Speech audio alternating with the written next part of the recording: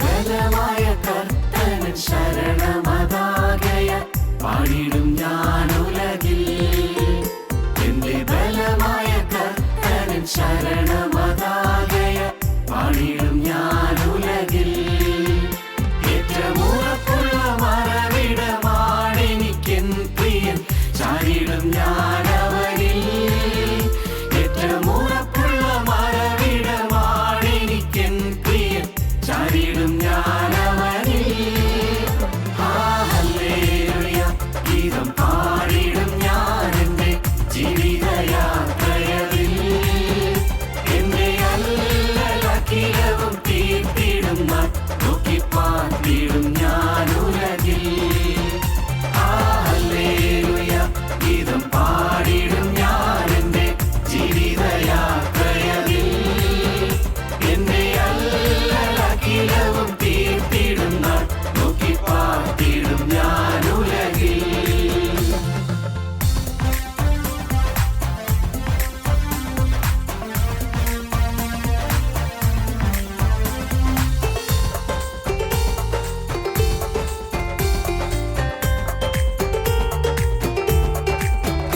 എല്ലാ കാലത്തും ആശ്രയം വെച്ചിടുവാൻ നല്ല സംഗീതമേശുവത്രേ.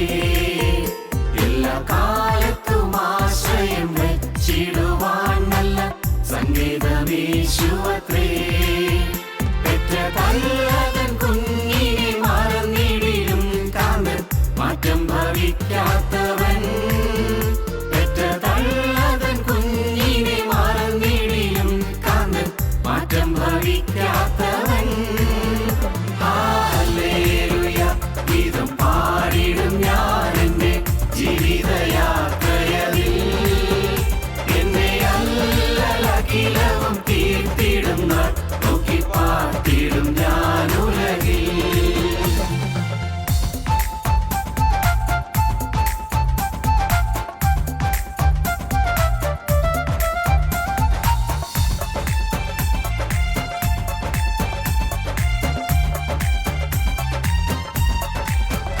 തിരുക്കരത്തിൽ വൻ സാഗര ജലമെല്ലാം അടക്കുന്ന കരുത്തേഴും യാഹവൻ താൻ.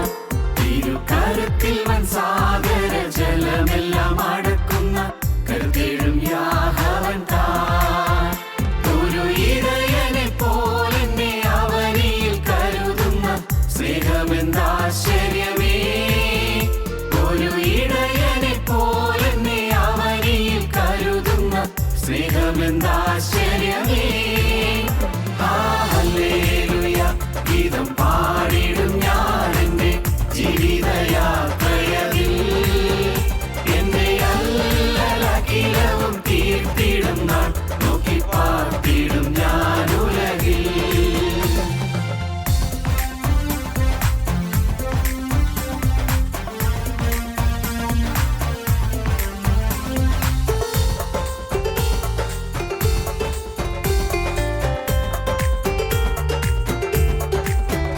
ഉള്ളം കലങ്ങുന്ന നേരത്ത് പ്രിയൻ തൻ വാഗ്ദത്തം ഒട്ടിച്ചുണർത്തുമെന്നേ. ഉള്ളം കലങ്ങുന്ന നേരത്ത് പ്രിയൻ തൻ വാഗ്ദത്തം ഒട്ടിച്ചുണർത്തുമെന്നേ. ഉള്ളം കരത്തിൽ വരച്ചവൻ ഓർമ്മിക്കധീശൻ താൻ എന്നോടെ ആശ്വാസകൻ. ഉള്ളം കരത്തിൽ വരച്ചവൻ ഓർമ്മിക്കധീശൻ താൻ എന്നോടെ ആശ്വാസകൻ. ഹല്ലേലൂയ ഗീതം പാടിടും ഞാനെന്റെ ജീവിതയാത്രയിൽ. എന്റെ അല്ലലഖിലവും തീർത്തിടും നാൾ നോക്കിപ്പാർത്തിടും ഞാനുലകിൽ.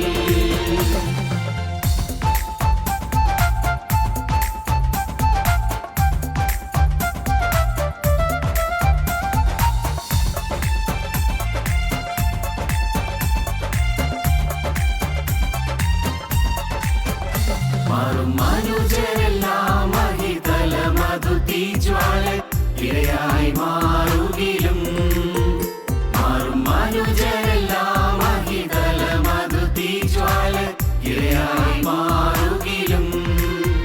തിരുവാഗ്ദത്തങ്ങൾക്കിതും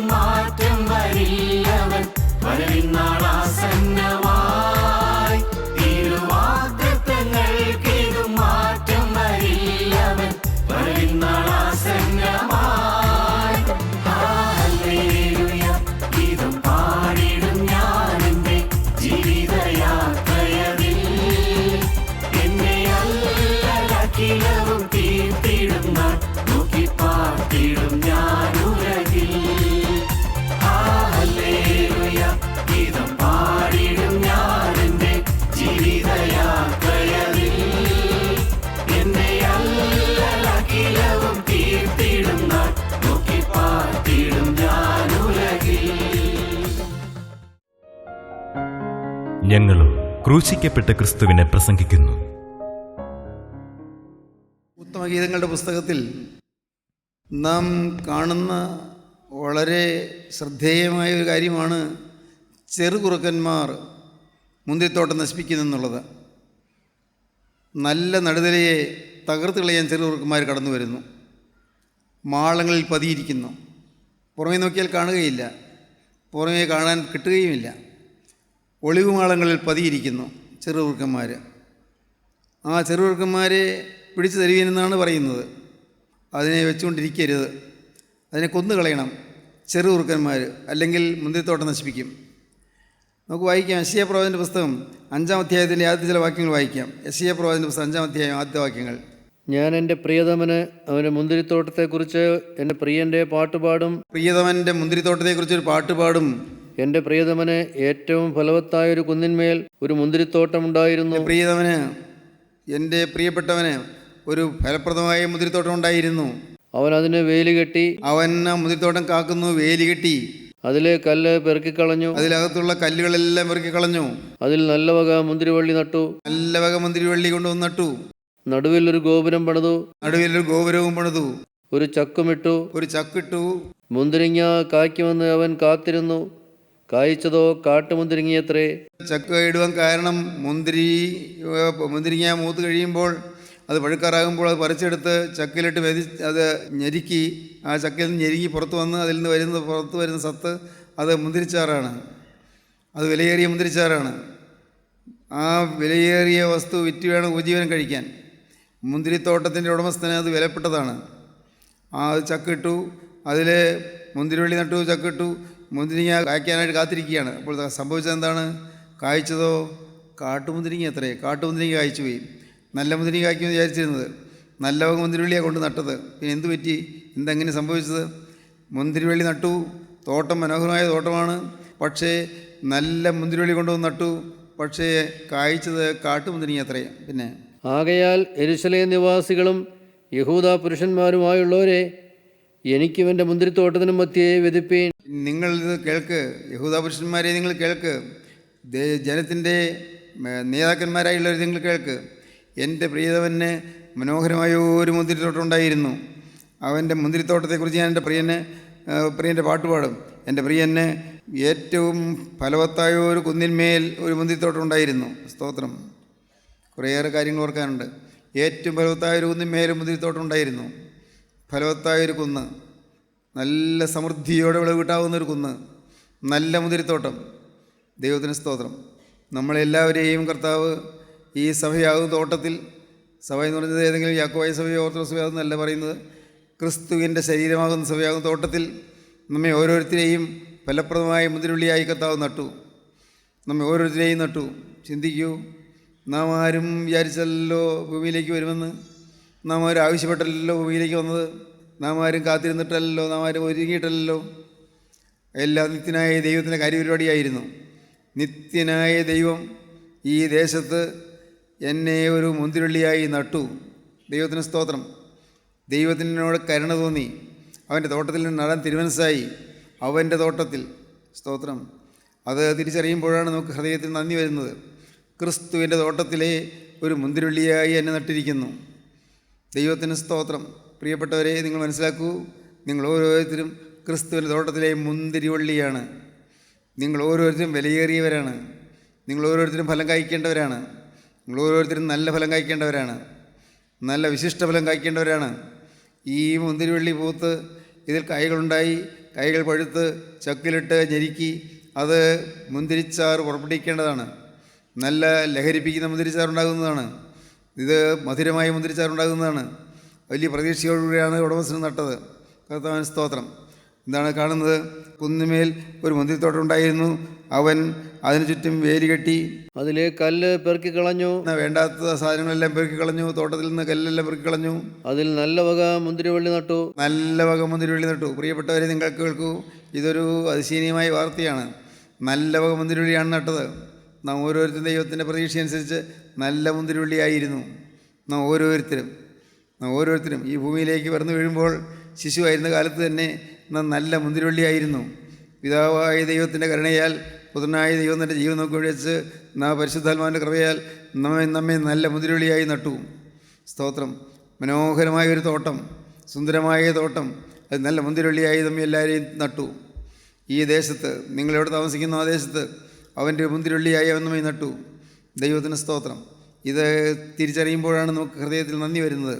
എൻ്റെ കർത്താവേ, ഞാനൊന്നും അറിഞ്ഞില്ല, ഞാൻ ചിന്തിച്ചില്ല, ഇതുവരെ നീ എന്നെ നടത്തിക്കൊണ്ട് വന്നു, ഈ കാലം അത്രയും നീ എന്നെ സൂക്ഷിച്ചു, രോഗം വന്നപ്പോൾ നീ എനിക്ക് സൗഖ്യം തന്നു, എൻ്റെ കർത്താവേ, ആപത്ത് വന്നപ്പോൾ നീ എന്നെ വിടുവിച്ചു, വലിയ അത്യാഹിതങ്ങൾ വന്നപ്പോൾ അതിൽ മരിച്ചു പോകാൻ നീ എന്നെ കാത്തു, കർത്താവേ, അനേകം പ്രതിസന്ധികൾ വന്നപ്പോൾ നീ എന്നെ സൂക്ഷിച്ചു. കർത്താവേ, നിൻ്റെ തോട്ടത്തിലെ ഒരു മുന്തിരിവള്ളിയായി നീ എന്നെ തൊട്ടിരിക്കുകയായിരുന്നു. ദൈവത്തിന് സ്തോത്രം. എന്താണ് നീ ചെയ്തത്? നടുവിലൊരു ഗോപുരം പണിതു. നടുവിലൊരു ഗോപുരം പണിതു. ഒരു ചക്കിട്ടു. മുന്തിരിങ്ങ കായ്ക്കുമെന്ന് അവൻ കാത്തിരുന്നു. കഷ്ടം. മുന്തിരിങ്ങ കായ്ക്കുമെന്ന് കാത്തിരുന്നു. ആളുകൾ കാത്തിരുന്നു. സഹോദരങ്ങളെ, നിങ്ങൾക്ക് മനസ്സിലാകുന്നുണ്ടോ? നമ്മിൽ നിന്ന് വിശിഷ്ടഫലം കർത്താവ് കാത്തിരുന്നു. ഓരോരുത്തരിൽ നിന്നും മുന്തിരിങ്ങ കായ്ക്കുമെന്ന് കാത്തിരുന്നു. വളരെ പ്രതീക്ഷയോടെയാണ് കർത്താവ് നമ്മെ നട്ടത്, വലിയ പ്രതീക്ഷയോടെ. സ്തോത്രം. നിങ്ങൾക്കറിയാമോ, ഇതിനെ അഴിച്ചുവിടുന്നത് എന്തിനെന്ന് ആരെങ്കിലും നിങ്ങളോട് ചോദിച്ചാൽ, ഞങ്ങളുടെ കർത്താവിന് ഇതിനെക്കൊണ്ട് ആവശ്യമുണ്ട് എന്ന് പറയുകയും, ദൈവത്തിനെ കൊണ്ട് ആവശ്യമുണ്ട്. ഇത് നിങ്ങൾക്ക് സ്വന്തമായിട്ട് പറയാൻ പറ്റുമോ? എന്നെക്കൊണ്ട് എൻ്റെ യേശുവിന് ആവശ്യമുണ്ട്. ഉള്ളിൽ നിന്ന് പറയാൻ പറ്റുമോ? ഉള്ളിൽ പറഞ്ഞാൽ മതി, എന്നെക്കൊണ്ട് എൻ്റെ യേശുവിന് ആവശ്യമുണ്ട്. സ്തോത്രം. നിങ്ങൾ നിസ്സാരരല്ല, നിങ്ങൾ വില കുറഞ്ഞവരല്ല, നിങ്ങൾ വിലയേറിയവരാണ്, നിങ്ങൾ മാന്യരാണ്. നിങ്ങൾ കർത്താവായ യേശു ക്രിസ്തു നിങ്ങളെ നടുവാൻ തക്കവണ്ണം നിങ്ങൾ വിലപ്പെട്ടവരാണ്. കർത്താവായ യേശു ക്രിസ്തു തൻ്റെ മുന്തിരിത്തോപ്പിൽ കൊണ്ടുവന്ന് നിങ്ങൾ നടുവാൻ തക്കവണ്ണം നിങ്ങൾ വിലയേറിയവരാണ്. അവൻ്റെ മുന്തിരിത്തോട്ടത്തിൽ എന്നെയും നട്ടു. ദൈവത്തിന് സ്തോത്രം. മുന്തിരിങ്ങ കായ്ക്കുമെന്ന് കാത്തിരുന്നാറേ, കായ്ച്ചതോ കാട്ടുമുന്തിരിങ്ങയത്രേ. കഷ്ടം. കായ്ച്ചതോ കാട്ടുമുന്തിരിങ്ങയത്രേ. ഫലം വന്നപ്പോഴാണ് മനസ്സിലായത്, അയ്യോ, നല്ലൊന്നാന്തരം മുന്തിരിവള്ളിയാണല്ലോ നട്ടത്, പിന്നെ എന്താണിത് കാട്ടുമുന്തിരിങ്ങ കായ്ക്കാൻ കാരണം? പിടികിട്ടുന്നില്ല. ഇന്ന് അനേകരും കാട്ടുമുന്തിരിങ്ങ കായ്ച്ചുകൊണ്ടിരിക്കുകയാണ്. കോപവും വാശിയും വഴക്കും പിണക്കവും വൈരാഗ്യവും പകയും വിദ്വേഷവും മത്സരചിന്തകളും എല്ലാം ഉള്ളത്തിലുണ്ട്. ദ്രവ്യാഗ്രഹവും സ്വാർത്ഥതയും അഹങ്കാരവും എല്ലാം ജീവിതത്തിൽ വന്നിരിക്കുന്നു. കായ്ച്ചതോ കാട്ടുമുന്തിരിങ്ങയത്രേ. നമ്മൾ ഇതുവരെയും കായ്ച്ചത് എന്താണെന്ന് ചിന്തിച്ച് നോക്കൂ. എന്ത് ഫലമാണ് നമ്മൾ കായ്ച്ചത്? ദൈവത്തിന് സ്തോത്രം. ഞാൻ ഓർക്കുന്നു, എൻ്റെ ജീവിതത്തിൽ പുറമേ പാവം ഉണ്ടായിരുന്നില്ല, പക്ഷേ അകത്ത് കാട്ടുമുന്തിരിങ്ങ കായ്ച്ചുകൊണ്ടിരുന്നു. പുറമേ പ്രാർത്ഥനയുണ്ട്, പുറമേ പള്ളിയുണ്ട്, പുറമേ നമസ്കാരമുണ്ട്, 2 നേരവും പ്രാർത്ഥനയുണ്ട്, കുമ്പിട്ടുള്ള നമസ്കാരമുണ്ട്, കൗമാചൊല്ലിയുള്ള നമസ്കാരമുണ്ട്, എല്ലാം പുസ്തകത്തിൽ നോക്കിയുള്ള നമസ്കാരമുണ്ട്, എല്ലാം ചിട്ടപ്പെട്ടായിരുന്നു. പ്രത്യേകിച്ചും പ്രഭാത പ്രാർത്ഥന 1.5 മണിക്കൂർ നീണ്ടു നോക്കിയായിരുന്നു. പാതിരാത്രിയുടെ പ്രാർത്ഥന ഉൾപ്പെടെയാണ് പ്രാർത്ഥന. പാതിരാത്രിയുടെ പ്രാർത്ഥനയും പ്രഭാത നമസ്കാരം ഒരുമിച്ച് ചൊല്ലും. അന്ന് ഈ പ്രാർത്ഥനയെല്ലാം ചൊല്ലിത്തീർക്കും. നോമ്പുകൾ നോക്കും, മാരണ പെരുന്നാളുകൾ നോക്കും, ബുധൻ വെള്ളി ദിവസങ്ങൾ നോമ്പ് നോക്കും. വളരെ ചിട്ടപ്പെട്ട ജീവിതമായിരുന്നു, വളരെ അച്ചടക്കമുള്ള ജീവിതമായിരുന്നു. പക്ഷേ അകത്ത് കാട്ടുമുന്തിരിങ്ങയാണ് കായ്ക്കുന്നത് ഞാൻ അറിഞ്ഞില്ല.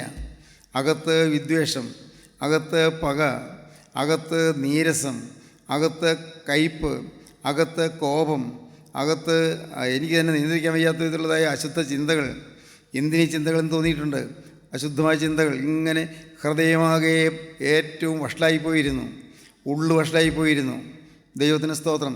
പ്രിയപ്പെട്ടവരെ, ഭാഗ്യവശാൽ കർത്താവ് എനിക്ക് ഒരു ദൈവദാസൻ്റെ വചനം ഞാൻ കേട്ടുകൊണ്ടിരുന്നപ്പോൾ എനിക്ക് മനസ്സിലാക്കി തന്നു, ഞാനാണ് ലാസറിനെ പോലെ മരിച്ചവനെന്ന്. ലാസർ മരിച്ചു കിടന്നതുപോലെ എൻ്റെ ആത്മാവ് മരിച്ചിരിക്കുന്നു ഞാൻ മനസ്സിലാക്കി. ദൈവത്തിന് സ്തോത്രം. ഞാൻ വിനയപ്പെട്ടു, ഞാൻ താണു. ലാസർ മരിച്ചതുപോലെ കല്ലറയിൽ മരിച്ചു കിടക്കുകയാണ്. കർത്താവേ, നാറ്റം വെച്ച് തുടങ്ങി. ദൈവമേ, ആർക്കടുക്കാൻ വയ്യാത്ത വിധത്തിലുള്ളതായ നാറ്റം, അകത്ത് ചീത്ത ചിന്തകൾ, അകത്ത് മലിനമായ ആഗ്രഹങ്ങൾ, മ്ലേച്ഛമായ മോഹങ്ങൾ, പുറത്തു പറഞ്ഞ് അറയ്ക്കുന്നതായ കാര്യങ്ങൾ എല്ലാം ചിന്തയിലാണ്, വികാരത്തിലാണ്. ദൈവത്തിന് സ്തോത്രം. ദ്രവ്യാഗ്രഹം, അഹങ്കാരം, ദൈവത്തിന് സ്തോത്രം, പലതിലുമുള്ള അഹമ്മതി ഇതെല്ലാം ഉണ്ടായിരുന്നു. കർത്താവിന് സ്തോത്രം. വചനം കേട്ടപ്പോൾ ഞാൻ താണു, ഞാൻ തളർന്നു, ഞാൻ പറഞ്ഞു, കർത്താവേ, ഇതെല്ലാം എൻ്റെ അനുഭവമാണ്. ഞാനാണ് പാവി, ഞാനാണ് ലാസറിനെ പോലെ മരിച്ചു കിടക്കുന്നവൻ. മരിച്ച് ലാസർ ചീഞ്ഞ് ദുർഗന്ധം വമിച്ച് കിടക്കുന്നത് പോലെ ഞാനിതാ ദൈവരാജ്യത്തിൽ ദുർഗന്ധം വമിക്കുന്നതിനായി കടന്നു വരാൻ നിർവാഹമില്ലാതെ ഞാനിതാ വെളിയിൽ നിൽക്കുകയാണ്. കർത്താവേ, നീ എന്നെ പുറത്ത് കൊണ്ടുവരണമേ. ദൈവത്തിന് സ്തോത്രം. ലാസറേ പുറത്തു വരിക എന്നുള്ള ശബ്ദം കേട്ട് എൻ്റെ ഹൃദയം ഉണർന്നു. ദൈവത്തിന് സ്തോത്രം. അന്ന് ഞാൻ എളിമയോടെ ഞാൻ പറഞ്ഞു, കർത്താവേ, ഞാനാണ് പാപി, ഞാനാണ് ദുർഗന്ധമുള്ളവൻ. അപ്പോഴാണ് കേൾക്കുന്നത് ലാസറേ പുറത്തു വരിക എന്ന്. ഞാൻ ഞെട്ടിത്തരിച്ചുകൊണ്ട് ഞാൻ പ്രസംഗനെ നോക്കിയപ്പോൾ അദ്ദേഹം ഇങ്ങനെ കൈവരിലുണ്ട്, ലാസറേ പുറത്തു വരിക. അന്ന് ഞെട്ടലോടെ ഞാൻ ഒന്ന് പറഞ്ഞു, കർത്താവേ, ഇന്ന് മുതൽ ഞാൻ നിൻ്റെ വക. പരിശുദ്ധാത്മാവ് പ്രവർത്തിക്കുകയായിരുന്നു. പരിശുദ്ധാത്മാവിൻ്റെ ഉള്ളത്തിലേക്ക് കടന്നു വരികയായിരുന്നു. ആത്മാവിനിൽ പ്രവർത്തിക്കുകയായിരുന്നു. അതിന് ലക്ഷണവും പാവബോധം കിട്ടി, പാവബോധം, കുറ്റബോധം കിട്ടി. എനിക്ക് അഹങ്കരിക്കാൻ ഒന്നുമില്ലെന്ന് മനസ്സിലായി. അഹംഭാവിത്തോടെ ചിന്തിക്കാൻ ഒന്നുമില്ല, നിഗളിക്കാനൊന്നുമില്ല, എനിക്ക് അഭിമാനിക്കാനൊന്നുമില്ല. ആകെയുള്ളതെല്ലാം ഒരു കൂട്ടം പാവം മാത്രം. ചിന്തയിലെ പാപങ്ങൾ. ദൈവമേ, എൻ്റെ ഹൃദയത്തിലെ ചിലരുള്ള നീരസം, കയ്പ്, കോപാവേശം. ദൈവത്തിന് സ്തോത്രം. ഞാൻ ഭയത്തോടെ പറയട്ടെ, എൻ്റെ അമ്മയോട് ഞാൻ കോപിച്ചിട്ടുണ്ട്, വാശി പിടിച്ചിട്ടുണ്ട്. അന്ന് അമ്മയെല്ലാം സഹിച്ച് എന്നെ ഓമനിക്കുകയും എന്നെ ലാളിക്കുകയും ചെയ്തു. ദൈവത്തിന് സ്തോത്രം. പ്രിയപ്പെട്ട എൻ്റെ അമ്മ, ഞാൻ 1 വയസ്സിൽ അപ്പം മരിച്ചു പോയതുകൊണ്ട് ദുഃഖിതയായ അമ്മ അന്ന് എന്നെ ഓമനിക്കുകയും ലാളിക്കുകയും ചെയ്തുകൊണ്ടിരുന്നു. അതുകൊണ്ട് ഞാൻ സന്തോഷം അനുഭവിച്ചിരുന്നു 1 വയസ്സിൽ പറഞ്ഞാൽ. പക്ഷേ എൻ്റെ ഉള്ളം കോപാവേശമൂത്തതായിരുന്നു, കോപാവേശം. അതിലേറ്റവും ഭയാനകം നിരാശയായിരുന്നു, നിരാശ. എൻ്റെ കർത്താവേ, ഇങ്ങനെ അനേകം കാട്ടുമുന്തിരിങ്ങ കായ്ച്ചുകൊണ്ടിരുന്നു, കാട്ടുമുന്തിരിങ്ങ കായ്ച്ചു. ദൈവത്തിന് സ്തോത്രം. ഇത് കാട്ടുമുന്തിരിങ്ങ കൊണ്ട് ഫലം കിട്ടുകയില്ല, പ്രയോജനപ്പെടുകയില്ല. ഞാൻ പ്രയോജനമില്ലാത്തവനായിരുന്നു, പ്രയോജനമില്ലാത്തവൻ. സ്നേഹിതരെ, നിങ്ങൾ ചിന്തിക്കൂ, നിങ്ങൾ പ്രയോജനമുള്ളവരാണോ? നിങ്ങൾക്ക് തന്നെ ചിന്തിക്കാൻ പറ്റും, നിങ്ങൾക്ക് കാണാൻ പറ്റും. പ്രയോജനമുള്ളവരാണോ? ഏതെങ്കിലും കാര്യത്തിൽ പ്രയോജനമുള്ളവരാണോ? ആയിരുന്നോ? ചിന്തിച്ച് നോക്കൂ. ഏതെങ്കിലും തരത്തിൽ ദൈവരാജ്യത്തിന് പ്രയോജനപ്പെട്ടവരായിരുന്നു നിങ്ങൾ? ദൈവത്തിന് സ്തോത്രം. ഞാൻ മനസ്സിലാക്കി, ഞാൻ പ്രയോജനമില്ലാത്തവൻ. കർത്താവേ, ഞാൻ നിനക്ക് വാസ്തവമായി ഒരു ഗുണവും ചെയ്തിട്ടില്ലാത്തവൻ. നീ ചെയ്തത് എന്താ നന്മ എന്ന് തിരിച്ചറിയാത്തവൻ. ഞാൻ നന്ദി കെട്ടവൻ. കർത്താവേ, ഞാൻ സ്നേഹമെന്ന് ഞാൻ അറിഞ്ഞിട്ടില്ല. മറ്റുള്ളവരുടെ സ്നേഹം ഞാൻ പ്രതീക്ഷിച്ചു, പക്ഷേ ഞാനാരെയും സ്നേഹിച്ചില്ല. ഇതെല്ലാം ഞാൻ തുറന്നു പറഞ്ഞു. അന്ന് രാത്രി എത്ര നേരം പറഞ്ഞത് എനിക്ക് അറിഞ്ഞുകൂടാ. ഓരോന്നോരോന്ന് എണ്ണി പറഞ്ഞു. ദൈവത്തിന് സ്തോത്രം. യോഗം കഴിഞ്ഞ് വീട്ടിലെത്തിയതിന് ശേഷം ഭക്ഷണമെല്ലാം കഴിഞ്ഞ് രാത്രി കിടന്നുറങ്ങാനായി ഞങ്ങൾ, അമ്മ കിടന്നു, പെങ്ങൾ കിടന്നു, ഞാനും കിടന്നു. പക്ഷേ എനിക്ക് ഉറക്കം വരുന്നില്ല. ഞാൻ എഴുന്നേറ്റ് ഇങ്ങനെ ജീവിതം ചിന്തിക്കാൻ തുടങ്ങി. ഞാൻ എന്ത് നേടി? ഞാൻ ഒന്നും നേടിയില്ല. എൻ്റെ ആകത്തുക എന്താണ്? പാവം മാത്രം. ജീർണിച്ച ഒരു ജീവിതം, ജീർണിച്ച് ചീഞ്ഞ ഒരു ഹൃദയം. എൻ്റെ കർത്താവേ, ഒന്നിനും കൊള്ളാത്തൊരു മനുഷ്യൻ, പ്രയോജനമില്ലാത്തൊരു ദാസൻ. ഞാൻ ദൈവത്തോട് പറഞ്ഞു, കർത്താവേ, എന്നെ നീ ഒന്ന് മാറ്റിയെടുക്കുമോ? ലാസനെ ഉയർപ്പിച്ചതുപോലെ എൻ്റെ ആത്മാവിനെ ഉയർത്തെഴുന്നേൽപ്പിക്കുമോ? ഞാൻ ചോദിച്ചു, കർത്താവേ, ഇന്ന് നീ എനിക്ക് ഒരു ഉയർത്തെഴുന്നേൽപ്പ് തരുമോ? ഞാൻ നിൻ്റെ വകയായിരിക്കും. ആ കാര്യം ഉറപ്പാണ്. ഞാൻ നിൻ്റെ വകയായിരിക്കും. ദൈവത്തിന് സ്തോത്രം. അന്ന് രാത്രി ഞാൻ ജീവനുള്ള ദൈവത്തോട് എൻ്റെ ഉള്ളു തുറന്നു പറഞ്ഞു, കർത്താവേ, ഞാൻ തീരുമാനിക്കുന്നു, ഇനി ഞാൻ നിൻ്റെ വകയായിരിക്കും. മനസ്സറിഞ്ഞ് അരുതാത്തൊരു കാര്യം ചിന്തയിലേക്ക് വരികയില്ല, എൻ്റെ ബോധത്തിലേക്ക് വരികയില്ല. കർത്താവിന് സ്തോത്രം. ദൈവത്തിൻ്റെ വലിയ നാമം മഹത്വപ്പെടട്ടെ. പ്രിയപ്പെട്ടവരെ, 17ാമത്തെ വയസ്സിലാണ് അത് നടന്നത്. എൻ്റെ കർത്താവിൻ്റെ വലിയ നാമം മഹത്വപ്പെടട്ടെ. 17ാമത്തെ വയസ്സിൽ ആ സംഭവം നടന്നതിന് ശേഷം ദൈവത്തിന് സ്തോത്രം. പിന്നെ ഞാൻ ദൈവത്തിൻ്റെ വേലയൊക്കെ ചെയ്തു തുടങ്ങി. ഒരു 21-22 വയസ്സിലൊക്കെ ഞാൻ ധാരാളം പ്രസംഗിക്കാൻ പല സ്ഥലങ്ങളിലും പോയി തുടങ്ങി. ദൈവത്തിന് സ്തോത്രം. 23ാമത്തെ വയസ്സിലാണ് കേരളത്തിലെ ഏറ്റവും വലിയ കൺവെൻഷൻ ഞാൻ പ്രസംഗിച്ചത്. ദൈവത്തിന് വലിയ നാമം മഹത്വപ്പെടട്ടെ. ദൈവത്തിന് സ്തോത്രം. പ്രിയപ്പെട്ടവരെ, അങ്ങനെ എൻ്റെ 36ാമത്തെ വയസ്സിലുള്ള കാലങ്ങൾ ഏതാണ്ട് പ്രസംഗങ്ങളുടെ ഘോഷയാത്രയായിരുന്നു. എല്ലാ പള്ളികളിലും പോയി പ്രസംഗിച്ചിരുന്നു. തിരുമേനിമാർക്ക് എന്നെ വലിയ കാര്യമായിരുന്നു, വലിയ ഇഷ്ടമായിരുന്നു, വലിയ സ്നേഹമായിരുന്നു. ദൈവത്തിന് സ്തോത്രം. എന്നാൽ പ്രിയപ്പെട്ടവരെ, അതിനുശേഷം ഞാൻ കൂടുതൽ ആഴത്തിലേക്ക് ഇറങ്ങി. ഞാൻ ഇറങ്ങി എന്നല്ല പറയുന്നത്, എൻ്റെ യേശു എന്നെ ആഴത്തിലേക്ക് കൊണ്ടുപോയി. ഇനിയും കഴുകാനുണ്ട് മോനെ, ഇനിയും കഴുകാനുണ്ട്. നിനക്ക് ഇനിയും മാറ്റം വരാനുണ്ട്. ഇനിയും നീ മാറേണ്ടിയിരിക്കുന്നു. കർത്താവിനോട് ആത്മാർത്ഥതയോടെ സ്നേഹത്തോടെ സംസാരിച്ചു, വാത്സല്യപൂർവ്വം സംസാരിച്ചു. മോനെ, ഇനിയും നിനക്ക് മാറ്റം വരേണ്ടതുണ്ട്. നിൻ്റെ സ്വഭാവത്തിൽ ഇനിയും മാറ്റം വരേണ്ടതുണ്ട്. സ്വഭാവം യേശുമയമായി തീരേണ്ടിയിരിക്കുന്നു, യേശുവിൻ്റെ ഹൃദയമായി തീരേണ്ടിയിരിക്കുന്നു. കർത്താവ് എനിക്ക് ഓരോന്ന് മനസ്സിലാക്കി തന്നു. ദൈവത്തിന് സ്തോത്രം. അന്ന് ഞാൻ പിന്നെയും ഇരുന്ന് കരഞ്ഞു, പിന്നെയും ഇരുന്ന് പ്രാർത്ഥിച്ചു. ദൈവത്തിന് സ്തോത്രം. പ്രകടമായ പാവത്തിലേക്കൊന്നും പോയിട്ടില്ല എങ്കിലും എൻ്റെ ഹൃദയത്തിൽ എൻ്റെ കർത്താവ് എനിക്ക് സ്ഥാനമോഹം ഉണ്ടായിരുന്നു. എന്നെ ആളുകൾ മാനിക്കണമെന്ന് ആഗ്രഹമുണ്ടായിരുന്നു. ആരെങ്കിലും മാനിച്ചില്ലെങ്കിൽ അങ്ങനെയുള്ളടത്ത് പ്രസംഗിക്കാൻ പോവുകയില്ലെന്നുള്ളൊരു വാശിയുണ്ടായിരുന്നു. ഇതൊക്കെ വെറും ജഡീകമാണെന്നും പൈശാചികമാണെന്നൊന്നും ഞാൻ അറിഞ്ഞില്ല. ദൈവത്തിന് സ്തോത്രം. ഞാനിപ്പോഴും ഒരു സ്ഥലം ഓർക്കുന്നു. അവിടെ ഞാൻ എന്നെ കൺവെൻഷൻ പ്രസംഗിക്കാൻ വിളിച്ചു. അവിടെ ചെന്ന് പ്രസംഗിച്ച് കഴിഞ്ഞ് അവിടെ ഉള്ള ചില കാര്യങ്ങൾ എനിക്ക് നീരസം തോന്നി. ഞാൻ പിന്നീട് അവർ വിളിച്ചപ്പോൾ ഒരിക്കലും കൺവെൻഷൻ പോയിട്ടില്ല. എല്ലാ കൊല്ലം വിളിക്കും, പക്ഷേ ഞാൻ പോയിട്ടില്ലായിരുന്നു. ദൈവത്തിന് സ്തോത്രം. അത്രമാത്രം വാശി എൻ്റെ ഉള്ളിലുണ്ടായിരുന്നു. എന്നെ മാനിക്കേണ്ടതുപോലെ മാനിച്ചില്ല എന്നുള്ള തോന്നൽ. ദൈവത്തിൻ്റെ വലിയ നാമം മഹത്വപ്പെടട്ടെ. സഹോദരങ്ങളെ, അങ്ങനെ ഒരു ജഡീക മനുഷ്യനായി ആത്മീയനായി ഞാൻ പ്രസംഗിച്ച് നടന്നു. എന്നാൽ പിന്നെയും കർത്താവ് എന്നെ കൈവിട്ടില്ല, പിന്നെയും കൈവിട്ടില്ല. ദൈവത്തിന് സ്തോത്രം. നിങ്ങളെയും കൈവിടാതെ നിങ്ങളുടെ പിന്നാലെ കർത്താവ് വരികയാണ്. മോനെ, നീ ഇങ്ങനെ ഇരുന്നാൽ പോരാ. മോളെ, നീ ഇനിയും മാറ്റം വരേണ്ടിയിരിക്കുന്നു. ഇനിയും നിനക്ക് മാറ്റം വരേണ്ടിയിരിക്കുന്നു. നിൻ്റെ ഹൃദയം രൂപാന്തരപ്പെടേണ്ടിയിരിക്കുന്നു. എനിക്ക് നിൻ്റെ ഉള്ളത്തിൽ സന്തോഷം വസിക്കാൻ സാധിക്കുന്നില്ല. എൻ്റെ തോട്ടത്തിലെ ഏറ്റവും വിശിഷ്ട മുന്തിരിവള്ളിയായി നിന്നെ ഞാൻ നട്ടതാണെങ്കിലും നീ ഇന്ന് കാട്ടുമുന്തിരിങ്ങ അയച്ചിരിക്കുകയാണ്. മോളെ, നീ മാറ്റം വരുത്തണം. നിൻ്റെ ഭർത്താവിനുള്ളത് എൻ്റെ പെരുമാറ്റത്തിൽ മാറ്റം വരുത്തണം. നിൻ്റെ ഭാര്യയോടുള്ള പെരുമാറ്റത്തിൽ മോനെ നീ മാറ്റം വരുത്തണം. നിൻ്റെ സ്വഭാവം മാറണം. മാതാപിതാക്കളെ നീ ആദരിക്കണം. മാതാപിതാക്കളെ ബഹുമാനിക്കണം. മാതാപിതാക്കളെ അനുസരിക്കണം. ദൈവത്തിൻ്റെ സ്തോത്രം. നീ ഇതിൻ്റെ ചുമതലകളെല്ലാം കൃത്യമായി നിറവേറ്റണം. നീ എല്ലാ കാര്യങ്ങളിലും ഉത്സാഹമുള്ളവനായിരിക്കണം. ആത്മീയമായ ഉത്സാഹം. ദൈവത്തിൻ്റെ സ്തോത്രം. ദൈവം ഓരോന്നോരോന്ന് പറഞ്ഞു തരികയാണ്. കർത്താവിൻ്റെ ഒരു നാമം മഹത്വപ്പെടട്ടെ. ഓരോന്ന് പറഞ്ഞു തരും തോറും നാം മാറ്റം വരുത്തിക്കൊണ്ടിരിക്കുന്നു. സ്തോത്രം. ദൈവത്തിന് സ്തോത്രം. 36-ാമത്തെ വയസ്സിൽ എൻ്റെ ജീവിതത്തിൽ വീണ്ടും പുതിയ സമർപ്പണം. ദൈവത്തിൻ്റെ വലിയ നാമം മഹത്വപ്പെടട്ടെ. പിന്നെ മുന്നോട്ട് വന്നപ്പോഴുണ്ട് ഓരോ ദിവസവും പുതിയ തീരുമാനങ്ങൾ. പിന്നെയും തിരുത്താനുണ്ട്. ഓരോ ദിവസം കഴിയുന്തോറും പിന്നെയും തിരുത്താൻ കാര്യങ്ങൾ കാണുകയാണ്. തിരുത്താനുള്ള വിഷയങ്ങൾ കിട്ടുകയാണ്. കർത്താവിന് സ്തോത്രം. ഓരോ ദിവസം കഴിയുന്തോറും തീരുമാനങ്ങൾ പുതുക്കി വരുന്നു. അപ്പോൾ പിന്നെയും തിരുത്താനുണ്ട്. കർത്താവിന് സ്തോത്രം. എൻ്റെ ദൈവത്തിന് വലിയ നാമം മഹത്വപ്പെടട്ടെ. ഒരു ചെറിയ പൊടി പോലും കറിയില്ലാതെ, എൻ്റെ ദൈവത്തിന് സ്തോത്രം, ഒരു പൊടി പോലും ഇല്ലാതെ അഗ്രദേശത്തേക്ക് പാതീരണം. അതാണ് കർത്താവ് എന്നെക്കുറിച്ച് ആഗ്രഹിക്കുന്നത്. എനിക്ക് മനസ്സിലായി. ഒരു പൊടി പോലും ഉണ്ടാകരുത്. ഒരു ചെറിയ അണുവ് പോലും തെറ്റ് എൻ്റെ ജീവിതത്തിൽ ഉണ്ടാകരുത്. അങ്ങനെ കളങ്കമറ്റവനായി വെയ്യൂല നാട്ടിലേക്ക് എനിക്ക് പറഞ്ഞു ചെല്ലണം. ഹല്ലേലൂയ. ദൈവത്തിന് സ്തോത്രം. അതിനുവേണ്ടി ഞാൻ എന്നെ സമർപ്പിച്ചിരിക്കുകയാണ്.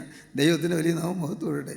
നിങ്ങൾക്കൊരു തീരുമാനമെടുക്കാൻ പറ്റുമോ? കർത്താവേ, ഇത്രയും കാലം കാട്ടുമുന്തിരിങ്ങ കഴിച്ചു പോയി. കർത്താവേ, കാട്ടുമുന്തിരിങ്ങ കഴിച്ചു. എന്നാൽ ഇനിയുള്ള ജീവിതം കർത്താവേ, ഈ നല്ല മുന്തിരിങ്ങ കായ്ക്കുന്ന നിൻ്റെ തോട്ടത്തിലെ വിശിഷ്ട മുന്തിരിവള്ളിയായി ഞാൻ നിൽക്കും. ദൈവത്തിന് സ്തോത്രം. കർത്താവേ, ഇതിൻ്റെ തോട്ടിൽ നീ നനച്ചത്, വെള്ളമൊഴിച്ചത്, നീ കഷ്ടപ്പെട്ടത്, അധ്വാനിച്ചത്, നീ ഇടയിളക്കിയത്, നീ വളവിട്ടത്, കർത്താവേ, നീ പരിലാളിച്ചത്, നീ പരിചരിച്ചത് എല്ലാം ഇതുവരെ ഞാൻ വ്യർത്ഥമാക്കി കളഞ്ഞു. എന്നാൽ ഇനി അതുണ്ടാവില്ല. എന്നെ നീ പ്രത്യേകം പരിപാലിച്ചു, എന്നെ പരിചരിച്ചു, എന്നെ ശുശ്രൂഷിച്ചു, എനിക്ക് വളവും തന്നു, എല്ലാം തന്നു ഇത്രയും നടത്തി. കർത്താവേ, ആയുസ് ശേഷിപ്പിച്ചിരിക്കുന്നു. ഇനിയുള്ള കാലമോ കർത്താവേ, അത് നിൻ്റേതാണ്, ഇനി എൻ്റേതല്ല. എൻ്റേതെല്ലാം തീർന്നു കർത്താവേ, എൻ്റേതെല്ലാം തീർന്നു. അതെല്ലാ പരിപാടികളെല്ലാം തീർന്നു. ഇനി ആകെ ഒരു പരിപാടി മാത്രം, യേശുവിനെ പ്രസാദിപ്പിക്കുക എന്നുള്ളത് മാത്രം. യേശുവിൻ്റെ ഒരു വിശിഷ്ട മുന്തിരിവള്ളിയായി, ഇഷ്ടമുള്ള ശ്രേഷ്ഠമായ ഫലം കായ്ക്കുന്ന മുന്തിരിവള്ളിയായി നിൽക്കണം. അതാണ് എൻ്റെ ആഗ്രഹം. കർത്താവിന് സ്തോത്രം. കർത്താവേ, ചെറുകുറുക്കന്മാർ വന്ന് തകർത്ത് കളയാതെ കർത്താവേ, ഈ തോട്ടത്തിന് നീ വേലി കെട്ടിക്കൊള്ളണമേ. ഈ തോട്ടത്തിന് കാവലാക്കിക്കൊള്ളണമേ. നിൻ്റെ ദൂതന്മാരെ കാവലാക്കിക്കൊള്ളണമേ. കർത്താവേ, നിൻ്റെ നാമത്തെ സ്തോത്രം ചെയ്യേണ്ടതിന് എൻ്റെ ആത്മാവിനെ കാരാഗ്രഹത്തിൽ നിന്ന് ഉറവിടിക്കണമേ. എൻ്റെ അവയവങ്ങളുടെ തുറക്കപ്പെട്ട വാതിലുകൾക്ക് നീ കാവൽക്കാരെ നിയമിക്കണമേ. പ്രാർത്ഥിക്കൂ പ്രിയപ്പെട്ടവരെ. യേശുവിൻ്റെ കാര്യങ്ങളിലേക്ക് നിങ്ങൾ കൊടുക്കൂ. യേശു നിങ്ങളുടെ തൊട്ടടുത്ത് വന്നിട്ടുണ്ട്. അവൻ ദൂരത്തേക്കല്ല, അവൻ അടുത്ത് വന്നിരിക്കുകയാണ്. അപ്പം നിങ്ങൾ സമീപത്തിൽ നിന്നുകൊണ്ട് നിങ്ങളോട് കെഞ്ചി പറയുകയാണ്, എൻ്റെ മോളെ നിൻ്റെ ഹൃദയം എനിക്ക് തരിക, എൻ്റെ മോനെ നിൻ്റെ ഹൃദയം എനിക്ക് തരിക.